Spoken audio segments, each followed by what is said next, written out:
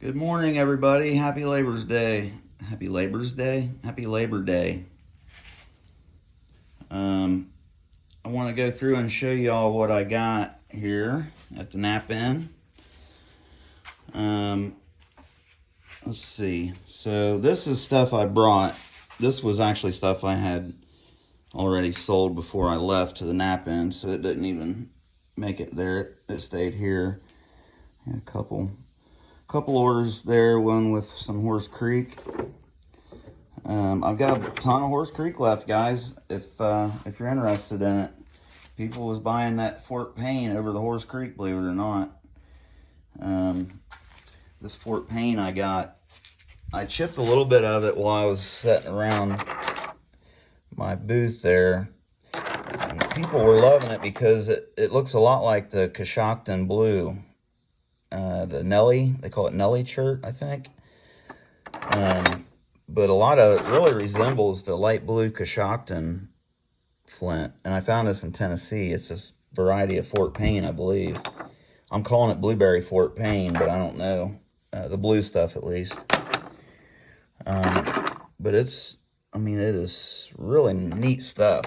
That's a piece of hornstone made it in there. This is all stuff I found in that field. Preforms and spalls and bifaces. There's a 5-gallon bucket full of that. And then this is all hornstone that's available. And that's all Horse Creek.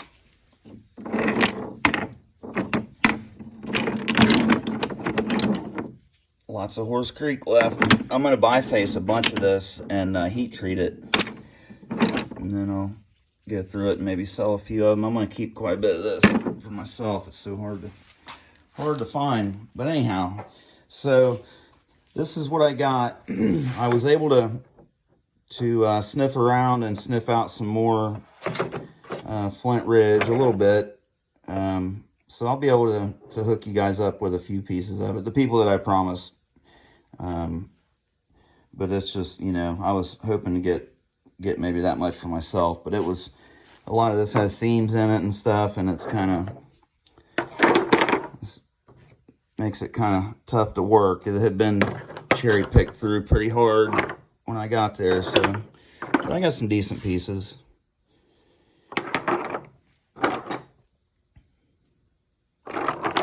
And then Charlie from FlintKnappingSupplies.com, he had a couple big pieces of this Flint River, and I'm pretty sure I know where that came from, most likely. Jeff Head. So, definitely came from Albany, Georgia. No doubt about it. It's the only place it forms that I know of. But two completely different cortexes on this stuff. Must have came from two different areas. I don't know if this is from being in the river or creek and it's like tannic acid staining it dark or what, but it is killer stuff. Here's some pieces of it I heat treated before I left. Let's see how nice that stuff is.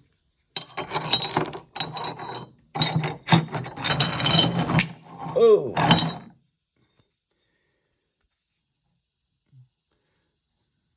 That stuff, it'll gloss up a lot when I take a flake off of it. It's just not been chipped since it was heat treated. I got a couple big pieces of Keokuk from Jim Redfern. And this is some stuff that Mac Bales gave me. And I think it's Harvester Chert, maybe. Correct me if I'm wrong, Mac. But he said just try it out, if it ain't no good, just get rid of it. But he gave me some to try out. He said he knows where a whole bunch of it is. Here's a piece of Bullseye Buffalo that Seth found, my buddy Seth Carl, when we were out looking in Tennessee. We finally found a piece. We looked at Whole Creek, and finally, right before we left, he found this one hanging out of the bank. What we were looking for was different. It was actually gray and blue Bullseye. It had blue in it, but we didn't find any of that. And then thank you so much to the gentleman who gave me this big old piece of Tallahassee quartzite. This was, man, this was just the coolest thing that happened to me all week, I think.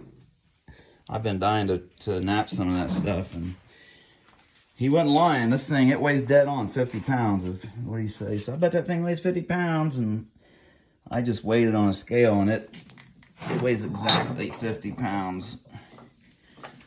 That's a chunker, and then he gave me a couple nice balls here, too. Pretty cool stuff. So I'm looking forward to that.